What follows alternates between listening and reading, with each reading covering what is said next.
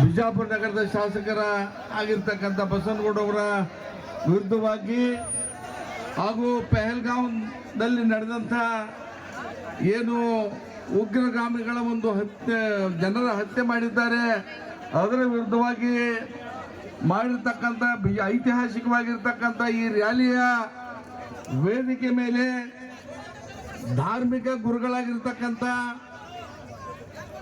ತನ್ವೀರ್ ಪೀರಾಜ್ ಸಾಹೇಬ್ರವರೇ, ಇನ್ನಿಬ್ಬರು ಧಾರ್ಮಿಕ ಗುರುಗಳ ಪಾದಕಮಲಗಳಿಗೆ ನಮಸ್ಕರಿಸಿ ವೇದಿಕೆ ಮೇಲೆ ಆಸೀನರಾಗಿರ್ತಕ್ಕಂಥ ಬಾಗೇವಾಡಿ ಶಾಸಕರು ಮತ್ತು ಮಂತ್ರಿಗಳು ಆತ್ಮೀಯರು ಆಗಿರ್ತಕ್ಕಂಥ ಸನ್ಮಾನ್ಯ ಶಿವಾನಂದ ಪಾಟೀಲ್ ಸಾಹೇಬ್ರೆ, ಇದೀಗ ತಾನೇ ತಮ್ಮನ್ನು ಉದ್ದೇಶಿಸಿ ಮಾತನಾಡಿರ್ತಕ್ಕಂಥ ಯುವ ಮುಖಂಡರು ಆತ್ಮೀಯರು ವಿಧಾನ ಪರಿಷತ್ ಸದಸ್ಯರಾಗಿರ್ತಕ್ಕಂಥ ಸುನೀಲ್ ಗೌಡ್ ಪಾಟೀಲ್ ರವರೇ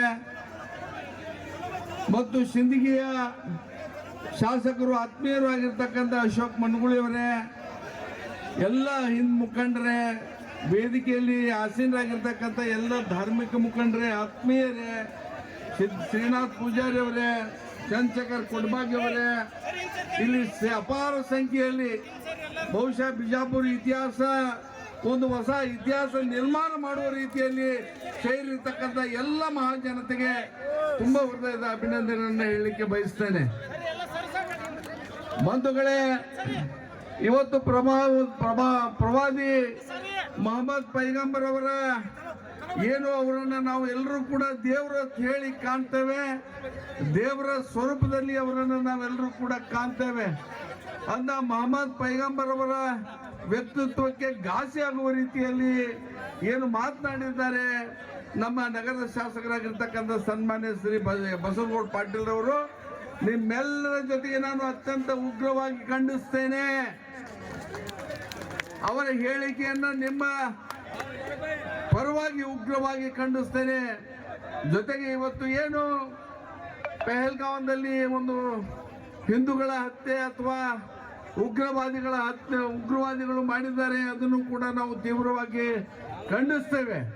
ಇವತ್ತು ಉಗ್ರವಾದಿಗಳು ಪಾಕಿಸ್ತಾನದಲ್ಲಿ ಪಹಲ್ಗಾಂವ್ನಲ್ಲಿ ಏನು ಮಾಡಿದ್ದಾರೆ ಅದರ ಪ್ರತಿಯಾಗಿ ನಾವು ಸನ್ಮಾನ್ಯ ಈ ದೇಶದ ಪ್ರಧಾನಮಂತ್ರಿಗಳಿಗೆ ಹೇಳಲಿಕ್ಕೆ ನಾವು ಬಯಸ್ತೇವೆ.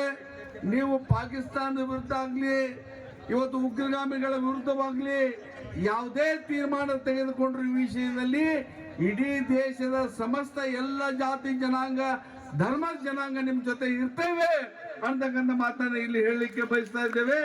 ನೀವು ಪಾಕಿಸ್ತಾನ ಜೊತೆಗೆ ಯುದ್ಧವನ್ನಾದ್ರೂ ಮಾಡ್ರಿ, ಆದ್ರೂ ಕೂಡ ಯುದ್ಧವನ್ನ ಮಾಡಿ ಈ ಉಗ್ರವಾದತ್ವವನ್ನು ನಿಯಂತ್ರಣ ಮಾಡ್ತಕ್ಕಂಥ ಒಂದು ಕೆಲಸ ನೀವು ಬೇಗ ಮಾಡಬೇಕು ಅಂತಕ್ಕಂಥ ಮಾತನ್ನು ಹೇಳ್ತೇವೆ.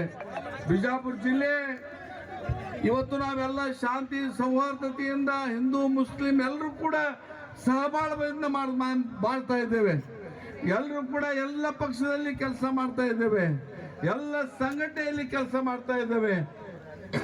ನಮ್ಮ ಮಧ್ಯೆ ಎಲ್ಲಿಯೂ ಕೂಡ ಯಾರ ಮಧ್ಯೆ ಯಾವುದೇ ರೀತಿಯಾಗಿರ್ತಕ್ಕಂಥ ಭೇದ ಭಾವಗಳಾಗಲಿ ವ್ಯತ್ಯಾಸಗಳಾಗಲಿ ತಾರತಮ್ಯವಾಗಲಿ ಎಲ್ಲಿಯೂ ಕೂಡ ಇಲ್ಲ. ಆದರೆ ನೀವು ಕೆಲವು ಜನ ಇಂಥ ಸೌಹಾರ್ದಕ್ಕೆ ನೀವು ಎಳ್ಳ ನೀರು ಬಿಡ್ತಕ್ಕಂಥ ಕೆಲಸ ಮಾಡಬಾರ್ದು ಅಂತಕ್ಕಂಥ ವಿನಂತಿಯನ್ನ ಈ ಸಂದರ್ಭದಲ್ಲಿ ಮಾಡಲಿಕ್ಕೆ ಇಚ್ಛೆ ಪಡ್ತಾ ಇದ್ದೇನೆ. ಸುಮಾರು 200 ವರ್ಷಗಳಿಂದ ಆದಿಲ್ ಸಾಹೇಬರ ಆಡಳಿತದಿಂದ ಇಲ್ಲಿವರೆಗೆ ಹಿಂದೂ ಮುಸ್ಲಿಂ ಭಾವೈಕ್ಯತೆ ಇಡೀ ದೇಶದಲ್ಲಿ ಯಾವುದಾದ್ರೂ ನಗರದಲ್ಲಿದ್ದರೆ ಅದು ಬಿಜಾಪುರ ನಗರದಲ್ಲಿ ಇದೆ ಅಂತಕ್ಕಂಥ ಮಾತನ್ನ ನಾನು ಹೇಳಲಿಕ್ಕೆ ಬಯಸ್ತಾ ಇದ್ದೇನೆ. ಇಂಥ ಒಂದು ಸೌಹಾರ್ದತೆಯನ್ನ ಯಾವುದೇ ಪರಿಸ್ಥಿತಿಯಲ್ಲಿ ನಾವು ಕೆಡಿಸ್ಲಿಕ್ಕೆ ಹೋಗಬಾರ್ದು.